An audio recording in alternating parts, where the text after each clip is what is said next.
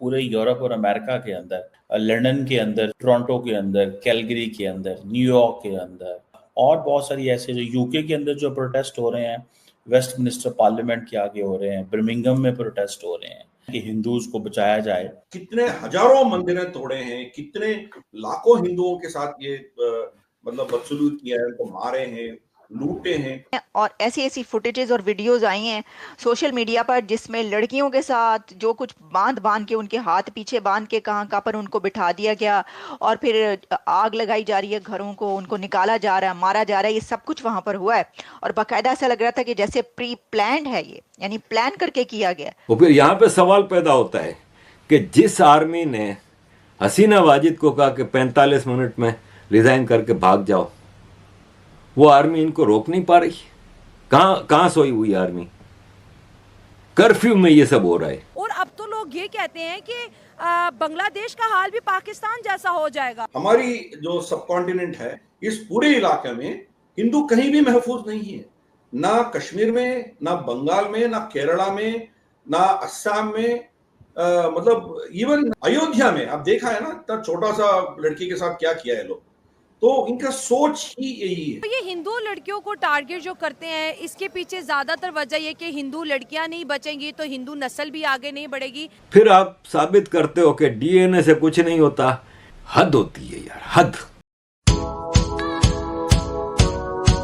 बांग्लादेश के जो लोग हैं जो सड़कों पे निकले, उनका मसला जो है वो तो फाइनेंशियल था, उनका मसला तो जॉब्स था, उनका मसला तो कोटा था, उनका मसला तो मुल्क के अंदर जो पॉलिटिकल ऑर्डर था उसके बारे में था।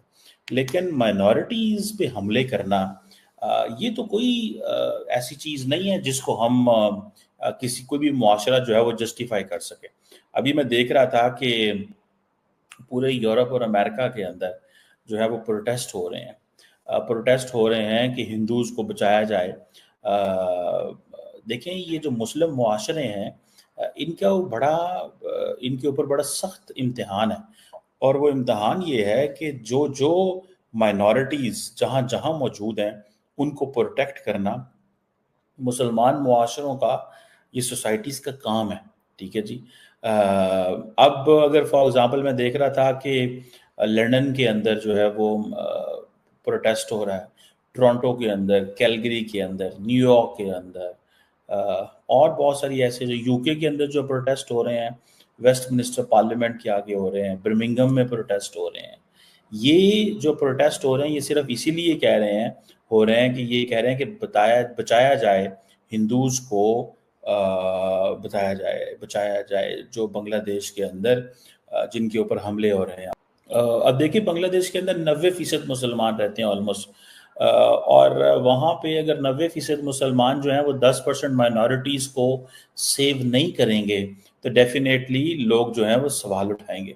जैसे पाकिस्तान में देखें, पाकिस्तान में भी ये चीज़ हुई है, माइनॉरिटीज़ पे हमले हुए हैं, हिंदुओं पे हमले हुए हैं, बाकायदा के वो जिसे कहते हैं ना ईसाइयों पे हमले हुए हैं, पूरे के पूरे चर्च जो हैं वो जला दिए गए, विच इज़ नॉट एक्सेप्टेबल। ऐसी कोई चीज़ एक्सेप्टेबल नहीं है जो चीज़ हमारे सामने हो, ऐसा कुछ भी एक्सेप्टेबल नहीं है और ना ही मेरा ख्याल है कि एक्सेप्टेबल होना चाहिए। अगर हम पाकिस्तान के अंदर जो है वो माइनॉरिटीज़ जो हैं उनको नहीं बचा चुके, मैं तो इस वर्ड माइनॉरिटी के खिलाफ। जब आप एक मुल्क के सिटीजन हैं, जब आप बांग्लादेश के सिटीजन हैं, जब आप पाकिस्तान के सिटीजन हैं, आप हिंदू हों, सिख हों, ईसाई हों, जो मर्जी हों, आप इक्वली उस मुल्क के मेंबर। ये थोड़ी हो सकता है आप ये कहें कि आप जो है वो आप बांग्लादेश का कार्ड आपके पास मौजूद है लेकिन आप यहाँ पे माइनॉरिटी हैं। क्या हम ये एक्सपेक्ट करते हैं कि हमारे जो लोग अमेरिका या उनको वहाँ पे माइनॉरिटी कहा जाए? वहाँ पे तो हम फटाफट अपने राइट्स मांगते हैं कि इक्वल राइट्स। मैं भी जनाब, मेरे पास भी आईडी कार्ड है यहाँ का, मेरे पास भी पासपोर्ट है इस मुल्क का, मैं किसी को नहीं मानता। सो इस चीज़ को मद्देनजर रखते हुए आई बिलीव कि ये जो अटैक हो रहा है माइनॉरिटीज़ के ऊपर, इसको रोका जाना चाहिए, इसके ऊपर कैंपेन्स चलनी चाहिए, इसके ऊपर क्वेश्चन लगने चाहिए और इसके ऊपर बात होनी चाहिए। ये मुमकिन नहीं हो सकता कि आप माइनॉरिटीज़ को टारगेट भी करें और कोई बंदा बोले ना। इंटरनेशनल मीडिया प्रेस तो इसके ऊपर बोल रहा है, ठीक है, और हमने ये भी देखा है कि दुनिया में प्रोटेस्ट भी शुरू हो चुके हैं मुख्तलिफ जगहों पे। People are protesting around the globe, लोग प्रोटेस्ट कर रहे हैं और वो कह रहे हैं कि नहीं, हम इसको नहीं एक्सपेक्ट करते, ये तासुर जो है वो गलत है। सो हमें इस चीज़ को देखना है कि ये कैसे मुमकिन है कि 90% लोग मुसलमान हों और उनके मुल्क के अंदर 10% लोगों को आप महफूज ना कर सकें। ये कोई वो जिसे कहते हैं ना नहीं है। लेकिन अब जो मोहम्मद यूनुस साहब आए हैं, ये उनकी जिम्मेदारी है, आज के बाद से उनकी जिम्मेदारी है। वो जो यूथ लीडर्स हैं उनकी जिम्मेदारी है, फौज की जिम्मेदारी है, अदारों की जिम्मेदारी है कि वो उन माइनॉरिटीज़ को प्रोटेक्ट करें। अगर आप माइनॉरिटीज़ को प्रोटेक्ट नहीं करेंगे तो डेफिनेटली आपकी वो जिसे कहेंगे ना रिस्पेक्ट नहीं रहेगी, कॉन्स्टिट्यूशन की वैल्यू नहीं रहेगी। लोग आप पे उंगलियां उठाएंगे कि आप अपने लोगों को, अपने मुल्क के लोगों को जो बंगाली हैं लेकिन उनका फेथ और है, आप उनको इस बात पे कत्ल कर देंगे बिकॉज उनका फेथ आपसे नहीं मिलता।